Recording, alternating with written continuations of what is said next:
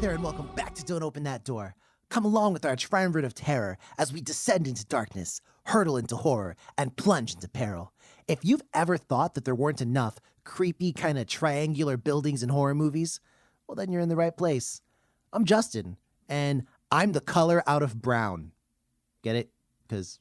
Wow. Oh, no. Because you're brown. Yeah. Yeah, you're right about that one.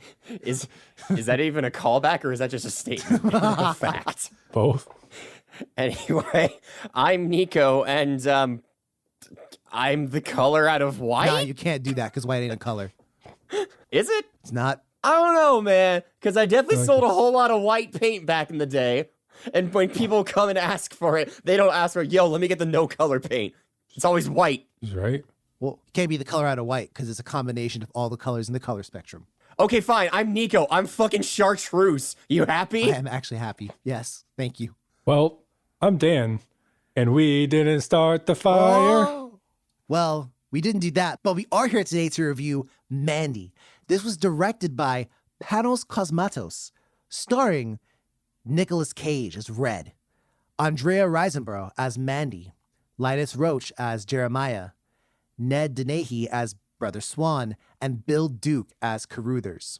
So we open with Red, a simple logger, and Mandy, the love of his life. And little parentheses here, she also likes to draw shit too, that'll come into play later. The pair live in the shadow of, well, the Shadow Mountains, and they're very happy together. One day, Mandy is spotted by Jeremiah, the leader of a cult known as the Children of the Dawn. Jeremiah becomes infatuated with Mandy, and he tells one of his cult members to bring her to him. That same cult member grabs the horn of Abraxas. Yeah, they just Which had is that. definitely an ocarina. Yeah, it's like a legendary item they had just chilling, and he heads out. So what happens next? Well, that aforementioned cult member goes toot toot on the horn. Again, ocarina. And summons the Black Skulls, which is a gang of bikers that have monstrous appearance. The gang heads over to Red and Mandy's residence and abduct the pair of them, unfortunately. Mandy is given some LSD and some kind of wasp sting thing. That part fucked me up. Yeah, for real.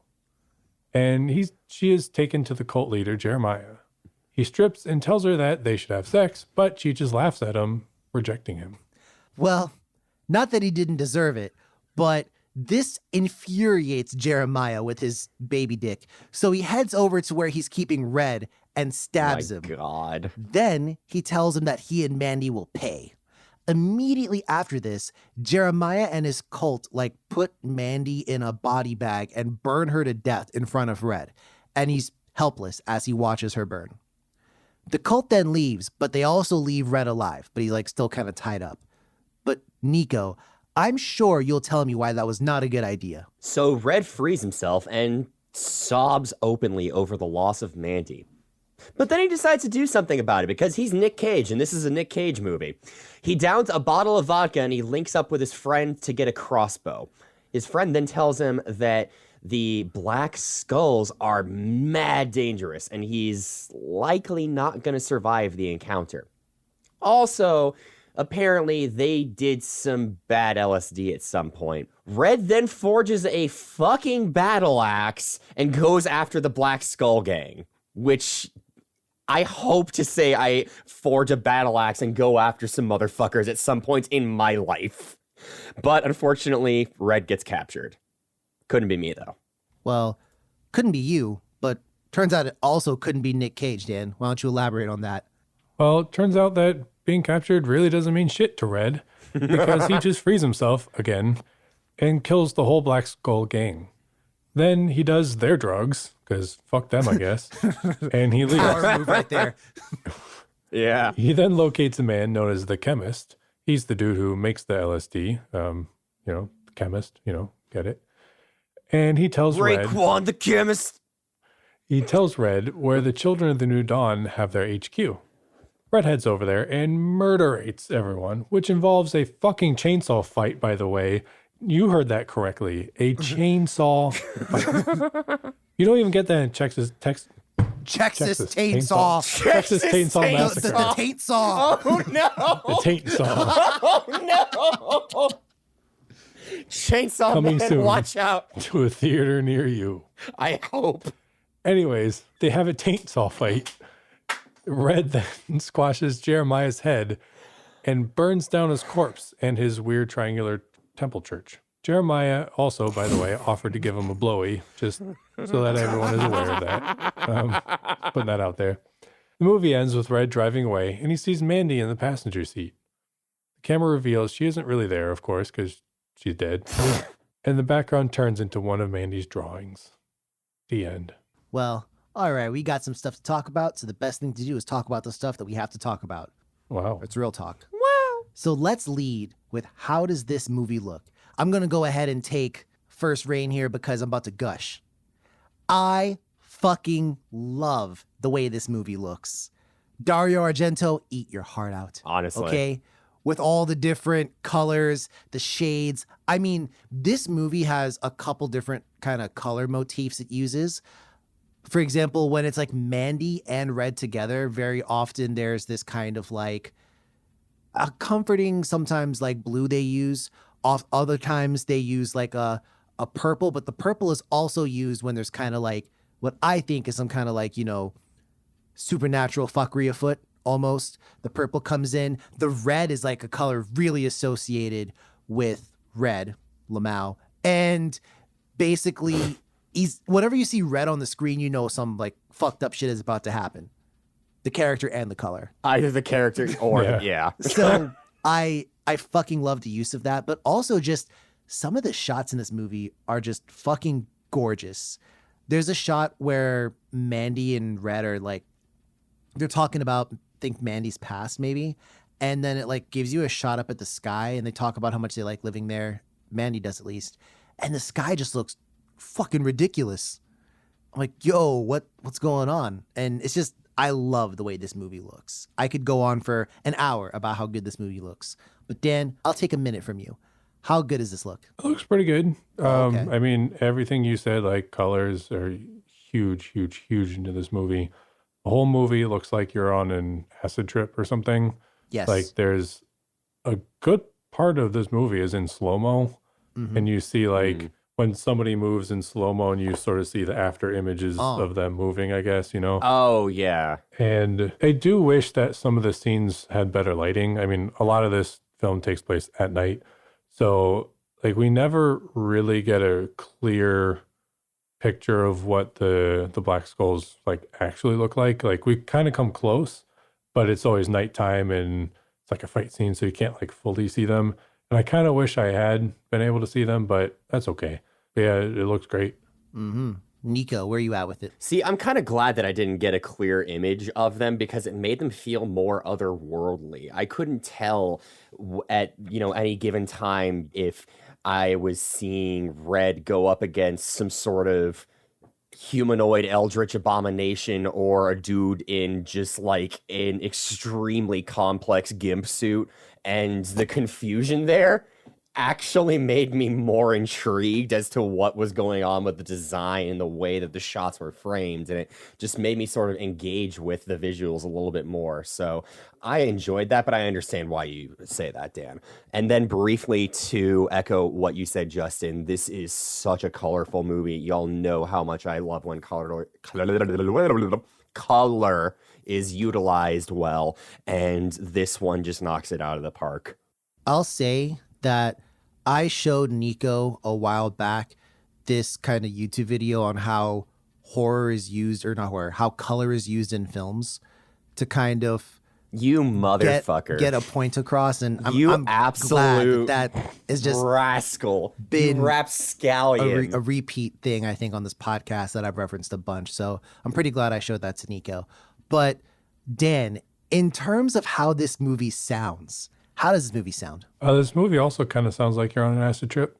Mm-hmm. There's a lot of drones Yes. from synths, or sometimes I couldn't quite tell if they were guitars or synths that are supposed to sound like guitars. I think it's more synth Yeah. that are guitars. There were sounds. some actual guitars in there. Like there was some dead ass like doom metal at Yeah. times in this. I mean, I know. which fucking ruled. Yeah, I know King Crimson had a song in here. Yes, at the I start. think there were one or two other like actual like commercially released music as well. But I thought it was kind of cool. Lots of droney stuff. Even when it wasn't droney, a lot of it was slow, which kind of it fits the sort of acid trip, slow-mo parts of the movie and everything quite well. Yeah, for real. And there's a pretty significant nod to that kind of 80s heavy metal, which makes sense because the movie takes place in the 80s. But there's a pretty significant nod to like that kind of stuff. There's even, isn't Mandy wearing a Motley Crue t-shirt at one point? I'm Yeah. pretty I certain. know she's wearing a Black Sabbath shirt at one point too. Mm-hmm. Probably Motley Crue, and I think one or two others, maybe. Yeah, there are like a lot of nods to that. And even some of the way the art kind of looks, it reminds me of like, there was a movie called like Heavy Metal 2000 or something. I forget the name of it exactly, but a lot of the art reminds me of that. And it's really cool. But Nico, how do you think about the sound? I think what have been saying about the sort of atmosphere really drives it home. In a word, I would describe the sound and the overall like atmosphere of the movie as just menacing. It's got a very like large looming sort of vibe, and it's not something that's ever really frantic, even when there's wild shit going on in a scene. And I think being able to juxtapose those sort of dualities where you can just let a scene really take all the time that it needs, and with the particular usage of the colors and everything, I just think it works really, really, really well. Mm-hmm. So the first thing I want to start with is actually something Nico talked about, which was you said that the lack of seeing every detail about the Black Skull gang, that it made him look more otherworldly almost. Mhm. Do you think this movie has a heavy supernatural element? Because this is one of those movies where you can kind of look at some of the things as being supernatural, or you can look at it, they explain stuff away. Like, those aren't, like otherworldly hell bikers. They just had a bad batch of LSD or whatever else. So I know that the one dude was blowing on the horn, parentheses, ocarina of Abraxas, but like, to what extent do you think there is an otherworldly presence in this movie? Honestly, like as soon as they brought out the horn ocarina again, it felt like they were dipping their toes into that fantasy sort of realm, because that's a very fantastic thing, right? You're summoning something using a mystical instrument of an ancient deity, and then all hell breaks loose. And in this case, it's not quite the literal either Judeo-Christian or any real idea of a sort of like hellish place, but what I mean there is just that shit goes absolutely buck wild. And I think the overall like saturation that we get with everything from the amount of blood to the detail of the violence. I mean, Nick Cage pops a motherfucker's head like a cherry, Yeah, he does. which is, if that's not some sort of lean into something fantastic, then I don't know what is. Because I hope to God there is not some motherfucker out there who can actually do that with just their bare hands. Oh, dude, hell yeah, there are. Absolutely. You don't know those dudes who like do the watermelons? No? Yeah, I'll show you the video sometime, bro. There's plenty people. Fuck. Well, that's terrifying. Mash. Yeah. But Dan, so we kind of stray away from the horn ocarina of Abraxas here a little bit. I want to give you a different kind of prompt for the supernatural side of it. Mm-hmm. Jeremiah talks and he refers to the fact that he has been to the bottom of the pit, and there he spoke to a God who kind of ordained him. Now, is he referring there, do you think, to like the Judeo-Christian God? Because he does have a cross, but do you think he's referring to something else? And what do you think generally about the supernatural value of this movie? I mean, I think he is referring to Christianity. There's a lot of crosses and a lot of Christian references throughout the film. But I think it's also, as the viewer, I think we're kind of meant to take it as not necessarily God and, Christian religion, because that is very like cosmic horror-y, and It is. and even like the Black Skulls are kind of cosmic horror-y as well, sort of. They remind me very much of Cenobites Really? from Hellraiser. You've got, these people all decked out in like leather with spikes and shit, and you have to summon them with something like the puzzle box in Hellraiser. This is the Horcarina, Horcruxes.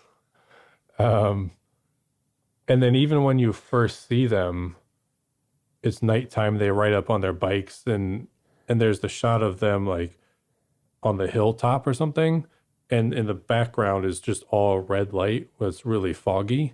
Yeah. And that reminds me so much of Hellraiser, like whenever the walls split open and all that like fog spills out and you see the Cenobites walk out, and like it was very similar to Hellraiser there.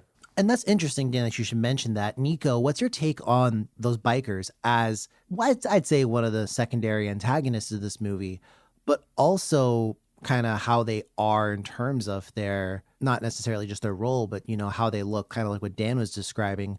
And I mean, my personal favorite was Fuck Pig because he... Oh, you mean Mr. Daggerdick? Because, we kind of, as the audience, interrupt his, alone time. Coitus. Because he's over here watching... Self-coitus, I guess. Some vintage porn, which I guess back then would have been not vintage. Yeah. Yeah. Modern.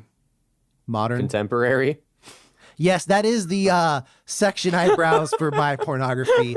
I go to the contemporary hits. I'm more of a postmodernist myself. Okay, I see. It's adult contemporary. It is, though. It really is, though. God damn it. Nevertheless, Nico, enlighten us. Y'all got me fucked up with the adult contemporary. What was the question? What's your take on the Hellbikers, basically? Oh, yeah. I liked them, and I liked them because I think they were... At the same time, I think they could have kind of been anything.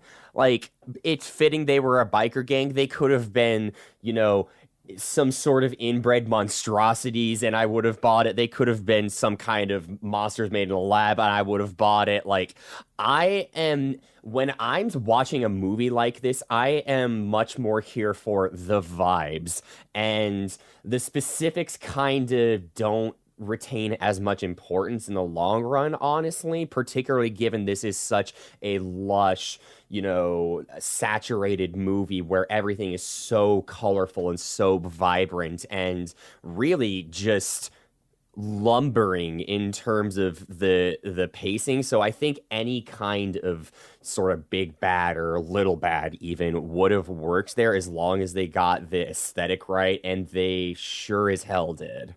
Mm-hmm. Now, I want to ask you guys, the ending, what are we supposed to take from that? To refresh your memory, dear audience, Nick Cage, aka Red, manages to defeat the cult that killed his precious Mandy, and he drives away. And as he drives away, he looks into the passenger seat and he sees her there. And then the camera kind of pans back and we see she's not really there, but the background kind of takes the aesthetic of one of Mandy's paintings. What are we supposed to take from that? Well, I didn't really think too much into it. I just super surface level, but dude was tripping hard on all kinds of drugs. LSD. And had just watched his wife be burned to death in front of him. So like, I feel like you're going to see your significant other, Yeah. He just avenged her, got revenge. Did he avenge her? Revenged her. It was revengeance. Yeah, all of the above. Metal Gear. I kind of got that. And then throughout the revengeance, whenever he closes his eyes, he has like dreams. Liquid. Those aren't Hellbikers. Those are just nanobots. The lolly lule low. I'm sorry, Dan. We're done. Continue. It's okay. Shadow Moses.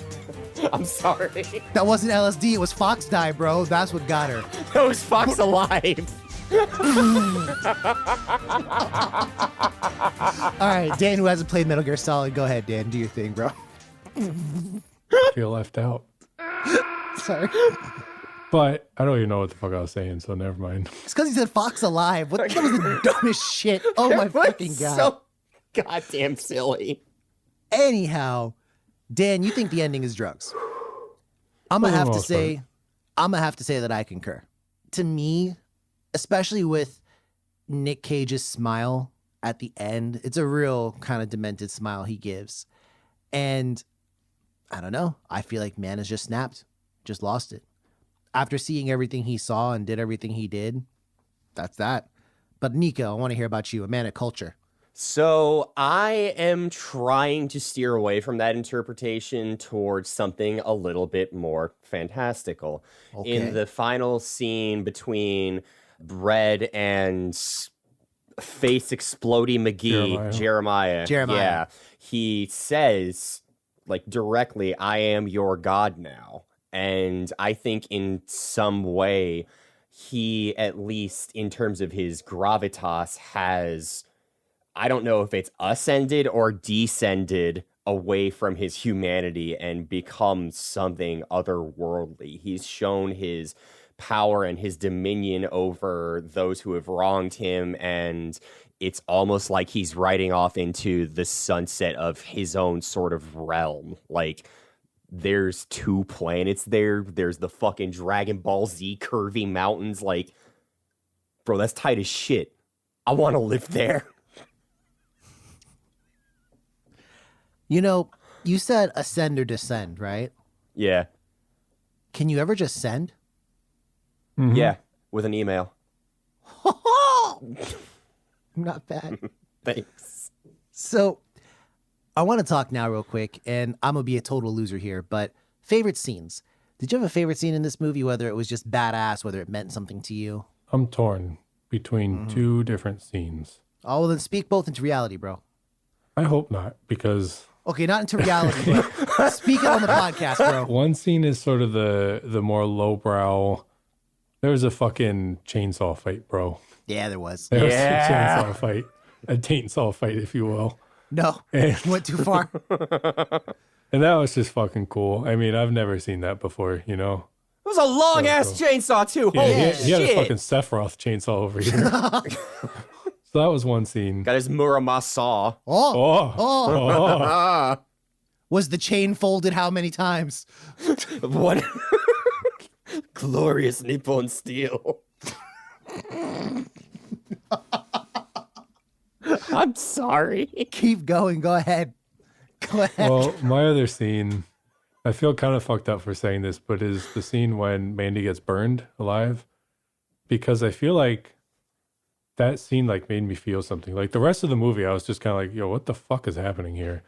But like that scene, I was just like, holy shit, they did that. And like she's hanging upside down and everything is in super slow-mo while it's happening. They burn her in this body bag, and you see the body bag. Like I realized she was still alive too, because she was like moving and shit in there. I didn't realize she was alive at first. And you know, you see Red reacting to it, and in slow-mo, you see all the different people like laughing or going, you know, hysterical or whatever. Mm-hmm. And then after that, they leave, and then Red like escapes, and he just like walks up to her pile of ashes, and like her skull is still there, or like the shape of her skull, I guess, in ash, and then it sort of like blows away in the wind. And I was like, Damn. yeah, I know that part like was very like artsy, I guess, you know, but like I was just like, damn, bro, that like I can't even imagine that, you know.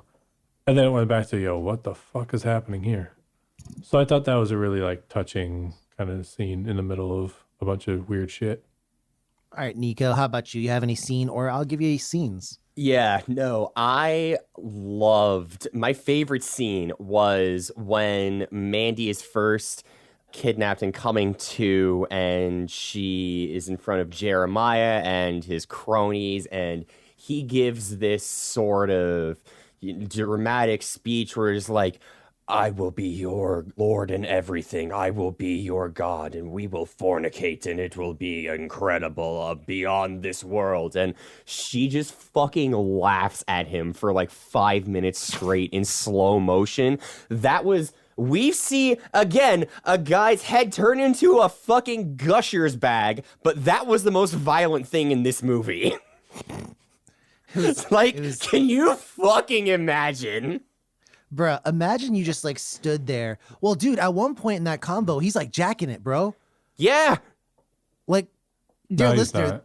yeah, he is. Well, off screen, yes. Off screen. I read that he was supposed to do it on screen, but he was like, no, I'm not doing it. And I guess the director was like, yeah, I don't really care if you don't. That's fine, whatever. I mean, I got enough. I'm glad they skipped Yeah, that right. one. Yeah. I got enough of seeing this dude's dick because he just stands there. And then, like, he's like, oh, like doing some crazy shit with it. I'm like, nah, bro, relax. So I feel you on that scene, Nico. Is that it? You don't have a secondary? Just what you got? Honestly, just the rest of the movie kind of blurs together in a good way. Like, there wasn't really a moment where, to quote Dan, I wasn't just like, yo, what the fuck is going on? And that's a good thing in this case. Oh, yeah. And I'm going to take two scenes. My first one is kind of one that's, I think, really cool because it's a really cool bit of foreshadowing. They talk about what's your favorite planet? Red and Mandy do. And then Mandy says that her favorite planet is Jupiter because she talks about the storms and how the storm just rages so hard, but the eye of the storm could swallow you up. And that is talking about red. I mean, Jupiter, first off, is red, but also like just generally how once you get out of the eye of the storm, which is after Mandy gets kidnapped, I mean, red just fucking goes berserk and kills everyone. Pretty much. Like, everyone just dies. Guts would be proud. So, yeah, Guts would be proud, as a matter of... You know what? If they do a Bleach live... Or not Bleach, fuck me. If they do a Berserk live action, they gotta have Nick Cage as Guts, As bro. Guts. I would watch the fuck out of that. Are you Just for kidding? that. I Just would for that. love that. And I want Fuck, to ask... I really need that now. Well, real quick, my second favorite scene is when he meets up with the alchemist, not just the chemist. And basically, the chemist, Nick Cage doesn't say a fucking word. The chemist kind of has like a conversation where it's like he's hearing what Red is saying. And he's like, oh, they did you fucking wrong, bro. And he tells him exactly where it is. He also has a tiger that he feeds LSD. Yo, so apparently, a little piece of trivia. So the tiger's name is Lizzie.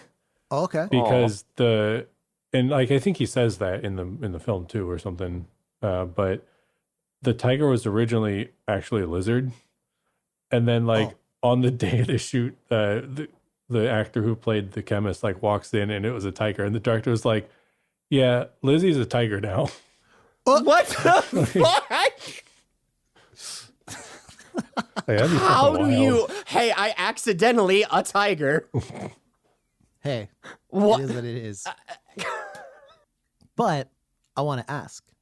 So this is, I think, second or third Nick Cage movie that we've seen on the podcast here. Is Nick Cage low-key a Scream King? Because he has a bunch of horror movies he's been in. Is he? I guess, yeah. He'd have to be, right? And he screams a lot in them too. I mean, He if does. he got a coach for screaming, then sure, he can be a king if he wants to Yeah, be. I was going to say. And how much is Nick Cage in this movie? He's I mean- Nick Cage.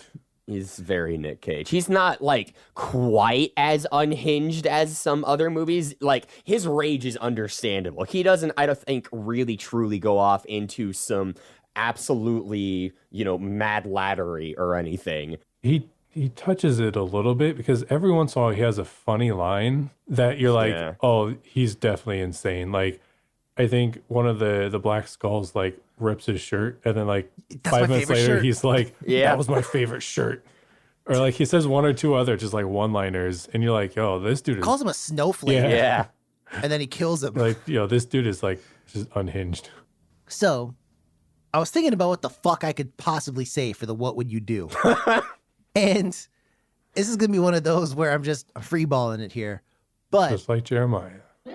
who amongst the... So for the critic review... No. So I want to ask, it is going to be just simple fun, but of the three of us, who's the most likely to be kidnapped by a cult? I feel like me. I think you. Yeah, probably. They would lure you, bro. Yeah. Also, real quick, That fucking dude Jeremiah was a real narcissist, bro. This man was over here like, you ever hear of the Carpenters? Well, I think this is better than the Carpenters, and then plays his own fucking record. Bro, come on, son. That being said, if you found yourself in a situation where maybe like there was this like crazy ass cult and you knew about them, right? Like let's say the biker gang, for example, or something like you had to get revenge, right? I don't know why, but you had to get revenge. Would you fuck with that biker cult / the actual cult, Children of the New God or whatever they were? Or would you be like, nah, fuck it. I take my L, move on. Take the L, move on. Probably. I don't have the skills to forge a battle axe made out of I don't know what material that was. Mithril. It was must have apparently been. very light. Yeah. Yeah. This dude threw the battle axe was Pelted like it. 4 feet or something. He fucking threw that shit. Yeah. Yeah, like you know how you would like throw a hand axe? He threw a battle axe that same way, bro. Like it was nothing. That's fair. I guess for me, I can be a little bit of a rageaholic. So if like I got sufficiently angry enough, I would like fight anyone, bro. I wouldn't care. Like afterwards, I'd be like, all right, it's probably a mistake. But in the moment, bruh, I would have probably. Thing is, though, I don't think I would have gone after the biker gang. They really were just kind of like the instruments of. Yeah. I'd have gone for the cult. That's fair. But anyways, critic review time, and I think you guys are in for a surprise. Go ahead, roll those dice, lodge your bets. What do you think this movie has? Rotten Tomatoes. I'm gonna say 45. I'm gonna. See, I really don't know. I honest to God don't know. I feel like this could go so far to either end. So, you said 45, Dan? Yeah. I'm gonna double that. 90. Nah, see, Nico, you fucking with me right now. What? This movie has a 90% from critics Are you on kidding? Rotten Tomatoes. Nah, bro. See, all right, Wow. all right, audience, Wow. we're back now. Wow. Nico has fucked around so much. I swear to God. We are back to me standing outside of Nico's house once again With a just battle axe with a battle axe. Crossbow. Just be ready. and lots of LSD. You never know. Yo, let's fucking party, okay? But I'm just saying, this movie does in fact have a 90% from critics on Rotten Tomatoes. Audience was less Wow. generous with a 67%. Holy shit. So, with all that being said, what do you think about this movie? Just give me your general thoughts about it and your score. I feel bad that I watched this when I wasn't fully alert and like 100%. It has been an incredibly rough week for me, and I also just got over COVID and frankly still have some symptoms, and this is a movie that I already know I want to watch again so that I can just really let it sit and just marinate. This is something that is truly mind-bogglingly beautiful while also being just extremely grotesque and insane. I am gonna give this 92. So, I really, really, really like this movie. As listeners of the pod will know, this is right up my alley. Like the super strange shit, the shit like Housewife and whatnot. Like I just This fucking is love like it. Housewife. I never thought I would say that about another movie, but this is somehow like Housewife. And I don't know, like there are parts of the movie that I have my criticisms with. You know, there are parts that I feel like, okay, maybe a little too slow, a little too much slow-mo for me. Come on, let's speed it up a little bit. But I feel like the movie tells its story the way that it tells its story, and it's very unapologetic about it. It does what it wants to do.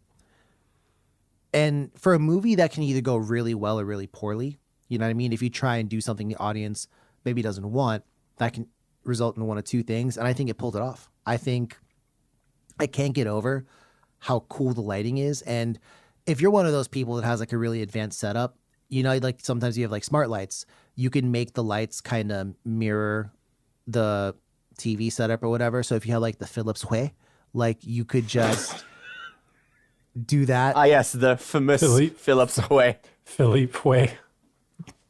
And you could just do that and have those lights mirror it. That'd be a sick thing. One of my biggest regrets is that just based on time, I had to watch part of this movie while the sun was up. And I feel like I didn't get the full coloration until the sun went down. And then I got like the full effect of it. So definitely this is one of those to watch in a darker setting, I would say.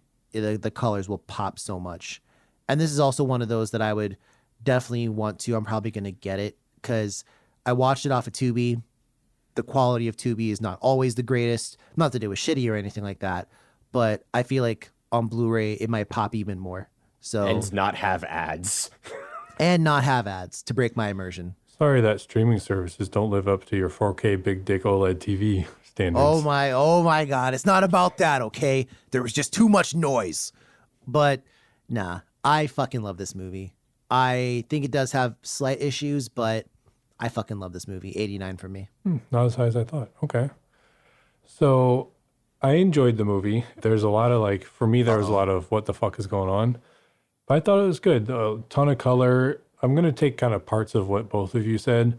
I really want to watch it again now that I know what to expect. I think I would love it even more on the next watch. And I agree with Justin that this is a movie that sets out to fulfill its like vision and purpose and is pretty unapologetic about it. And not everyone's going to like that. Some people do, some don't. But I have I give a lot of props for that, I think.